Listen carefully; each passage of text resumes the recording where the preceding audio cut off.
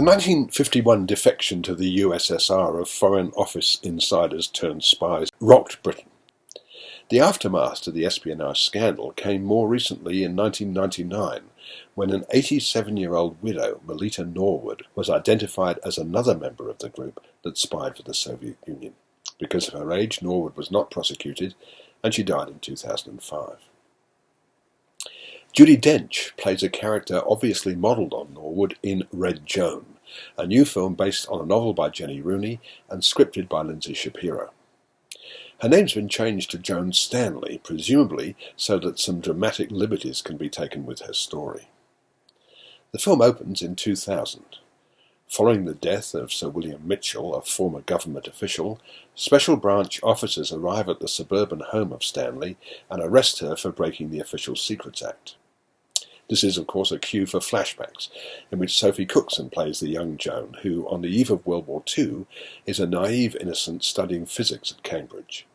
She befriends the rather exotic Sonia, Teresa Sabova, and through her meets her cousin, Russian-born Leo, Tom Hughes, and begins an affair with him.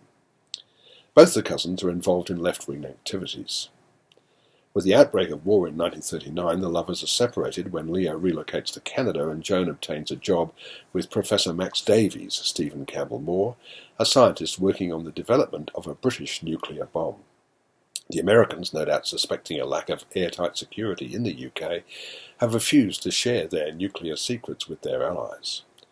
Horrified by the bombing of Hiroshima and Nagasaki, Joan determines that Russia, an ally after all, should have access to information about the bomb and begins to smuggle secret documents to Leo.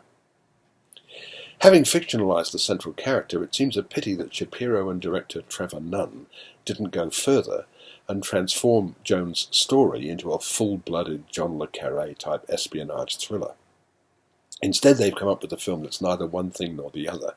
It doesn't claim to be accurate, despite the standard opening title inspired by a true story, but nor does it become a totally engrossing thriller. Nunn is best known as an accomplished stage director, and this is the first film he's made in 20 years.